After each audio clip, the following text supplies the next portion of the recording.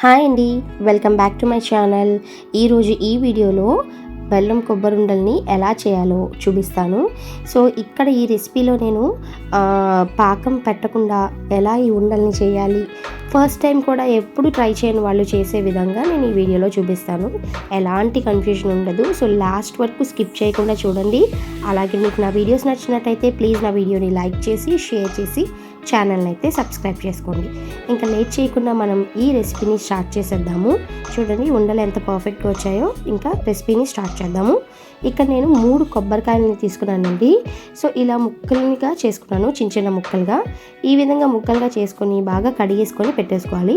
మీ దగ్గర కొబ్బరి తురుము ఉంటే కనుక తురుము కూడా మనం తురిమేసుకోవచ్చు. నా దగ్గర తురుము లేదు, అందుకోసమే నేను ఏం చేశానంటే ఇలా ముక్కలుగా చేసుకొని దీన్ని మిక్సీలో వేసి తురుముకుంటాను అనమాట. చూడండి ఈ విధంగా తురుము అన్నది రెడీ అయిపోతుంది. మరీ సాఫ్ట్గా కూడా చేసేయకూడదండి.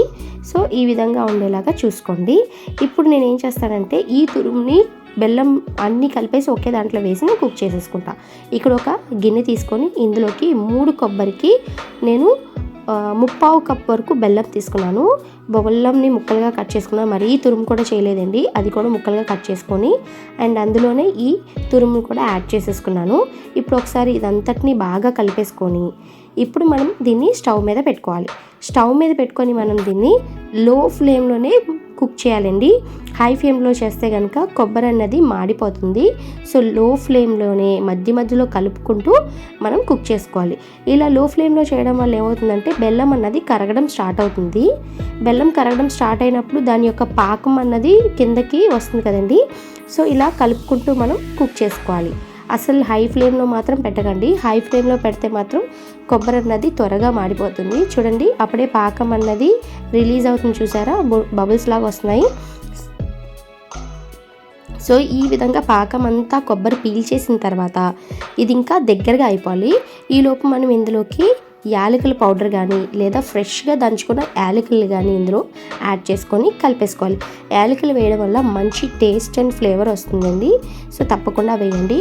సో ఇలాగా దీన్ని లో ఫ్లేమ్లోనే మరీ దగ్గరగా రావాలి. చూడండి ఒక ఉండలాగా మనకి ఫామ్ అయ్యేంత దగ్గరగా వచ్చేలాగా మనం దీన్ని కుక్ చేసుకోవాలి. చూడండి ఇదండి పర్ఫెక్ట్ టెక్స్చర్ అన్నమాట. ఈ విధంగా వస్తే సరిపోతుంది. ఇప్పుడు స్టవ్ ఆఫ్ చేసేసుకొని దీన్ని చల్లారబెట్టుకోవాలి. కొద్దిగా చల్లారిన తర్వాత ఇప్పుడు ఒక ప్లేట్ తీసుకొని దానిపైన ఆయిల్ని అప్లై చేయాలండి. ప్లేట్కి ఆయిల్ అప్లై చేయకపోతే అది ఆ ప్లేట్కి అంటుకుపోతుంది. అందుకే ఆయిల్ అప్లై చేసిన తర్వాత ఈ కొబ్బరి తురుము ఏదైతే మనం కుక్ చేసుకున్నామో దాన్ని ఈ ప్లేట్లోకి వేసి స్ప్రెడ్ చేసేసుకోవాలి.